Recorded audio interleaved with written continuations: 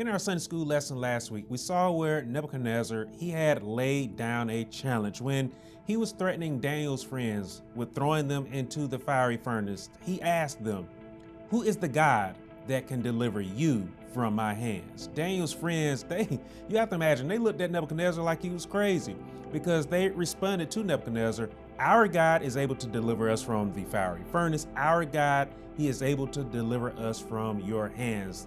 They showed faith. And I said last week, that is what it looks like to stand in faith. They was trusting in what God could do. They were accepting of the will of God. Our Sunday school lesson this week, titled Daniel's Friends Trust God, coming from the 3rd chapter, again, picking up right where we left off at, starting in the 19th through the 28th verse here.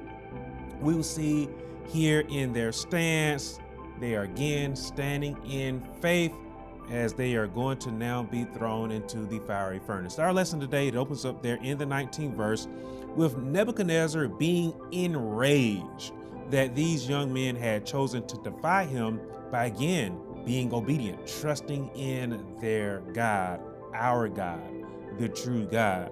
So Nebuchadnezzar, we'll see there in that verse, he had the furnace heated up 7 times more than usual, we are told there. And the young men, they were commanded to be thrown into the fiery furnace. Look at the immediance of Nebuchadnezzar's command here. Take notice there in the 21st verse that Nebuchadnezzar, he had these men bound. They were still wearing their coats, we're told there. They were still wearing their trousers, their turbans. We're told there that they were wearing other garments as well. Again, showing the urgency, the immediance here. Showing that, again, Nebuchadnezzar, he certainly was filled with fury. He was filled with rage. The fact, again, that these young men had defied him, this really did send him over the edge, right? It really did upset him. This also here shows us the fact that he's just throwing them bound into the fiery furnace, again, still wearing their clothing there. It shows that he wanted these young men to suffer there. And so we'll see there in the 22nd verse, we're told that the furnace was so hot that the fire killed some of Nebuchadnezzar's own men as they threw the young men into the furnace. Now, again, you can imagine that it greatly pleased Nebuchadnezzar. Because again, these young men, they had defied him. And like I said last Sunday, I can imagine that Nebuchadnezzar was not used to being defied. And again, when he was defied, this was likely always his first reaction. You defy the king, you lose your life because you don't defy the king. It's okay for him to defy God, but it's not okay for anybody else to defy him. And so when we take a look at the 24th verse, we are told there that Nebuchadnezzar, he could look into the furnace. He could see into the furnace. And as he was looking into the furnace, he began to be astonished. You see, while he may have been pleased when the young men were first thrown into the furnace, I would tell you that, and I hope that you caught it, something had gone incredibly wrong for Nebuchadnezzar while everything was going right for these young men. Did you catch what had happened there? Okay. If not, it's okay. We'll come back. We'll circle back around and we'll get to it.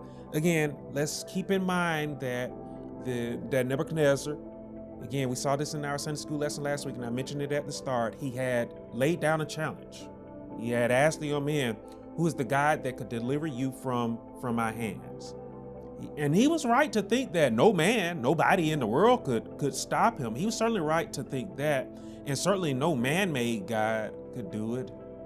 But one God, the one true God certainly could do it. And the one true God, I would tell you, he's actually already made an appearance. He's actually already shown up if you had caught it there. So again, there in the 24th verse, we'll see that Nebuchadnezzar looking into the furnace. He had a question. He asked there, "Did we not cast 3 men bound into the midst of the fire?" They did throw 3 men bound, still wearing all of their clothes. They threw them into the fire. They certainly did do that. But when we take a look at the 25th verse there, we'll see that Nebuchadnezzar, he notices something. Again, he notices that something isn't right. He said there in the 25th verse, "Look, I see 4 men loose." They're not only loose, they're no longer bound. He says they're walking in the midst of the fire.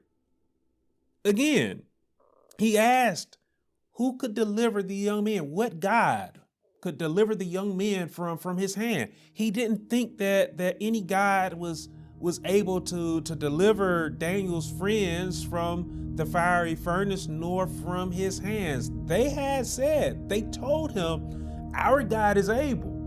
Do you think that your God is able today? They had told him, our God is able. And so again, guess who showed up there? Guess who? Guess who could do it? In the 25th verse, they were in the fire and were told that they weren't even hurt. They were not hurt. And Nebuchadnezzar, he could see the fourth, and he said the fourth had the form, the look of the Son of God. Now, some of us, we may begin to wonder, how could Nebuchadnezzar know what the Son of God looks like? And I would tell you all that he had no idea what the Son of God looked like.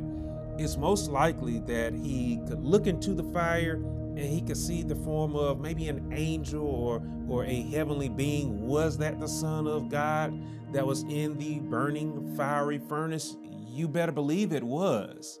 I certainly do believe that it was the pre-incarnate Christ that was in the fiery furnace. How could Nebuchadnezzar know what he looks like? Again, like I said, it's likely that he did not know what it looks like, but he could tell that the fourth that's in that fiery furnace isn't someone that is of this world. It's not something that is of this world. But also at the same time, like I said, Daniel had told Nebuchadnezzar about his God. And here we see where Daniel's friends, they had told Nebuchadnezzar about their God as well. So he had an inkling, if you will, about their God. He didn't have faith in their God, but he had an inkling. He at least had knowledge about Daniel and Daniel's friends' God. But again, I certainly do believe that it was Christ in the midst of the burning fiery furnace, as scripture tells us over in the 43rd chapter of Isaiah and the 2nd verse, where in that verse you see where God, he's proclaiming these things. God, he proclaimed that when we pass through waters, that he will be there. The Lord said that when we pass through rivers, that they won't overflow us.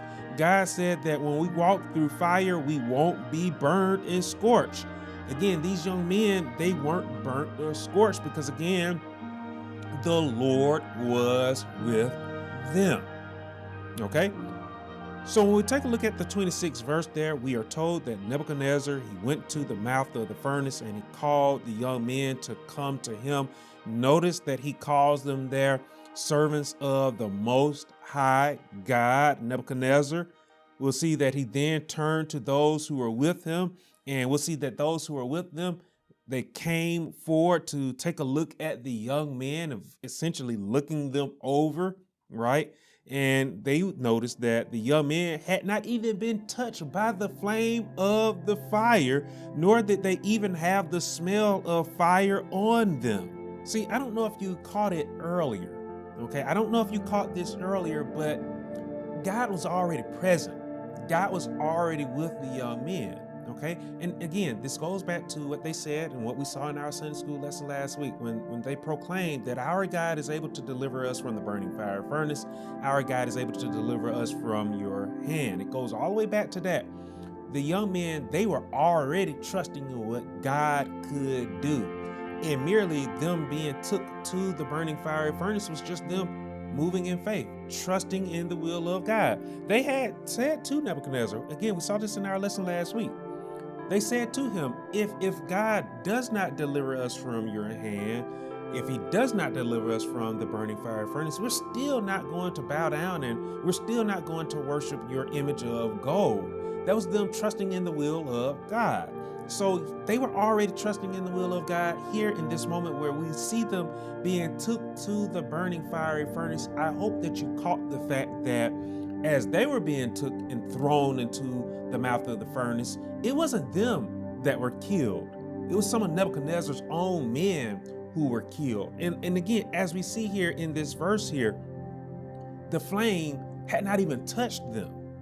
God was already shielding and protecting them. God was already delivering them before they were even thrown into the fiery furnace. I don't know if you've ever caught that before, but when I noticed that, the first time I ever noticed that, like my eyes was just wide open to the fact that, again, when we think about all that we go through, because that's what this flame here, that's what this fiery furnace, that's what it represents, our trials and our tribulations. You know, when we are going through our trials and our tribulations, you know, we feel so burdened down. We let our trials and we let our tribulations, we let them get to us.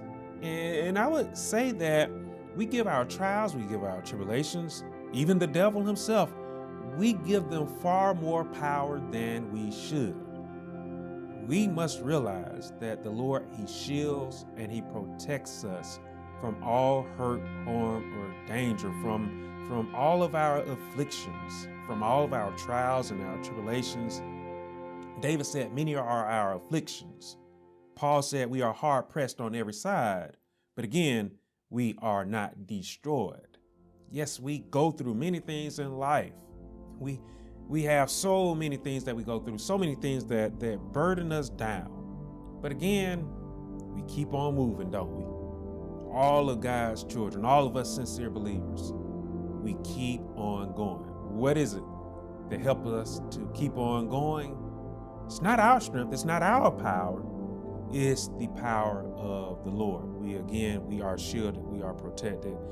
God, again, by Him, we can always continue to move forward. Again, by Him, we will always be blessed. By Him, we overcome our trials and our tribulations. By Him, we endure our infirmities and all of our afflictions. By Him, we overcome those obstacles that we face on our journey. All of the things that hinder us on this journey, we overcome all of that by our faith, by our trust in Him. Nebuchadnezzar, take a look at what he says there in the 28th verse there. He then said, blessed be the God of the three young men. I will always call them by their Hebrew names, Hananiah, Mishael, and Azariah. He said, blessed be their God, right? Nebuchadnezzar, it looks like he's praising them for their faith in the Lord and praising God for what God had done for these young men. Some of us, we may begin to wonder, well, was Nebuchadnezzar, was this a turn for him? Was this him actually having faith in the Lord?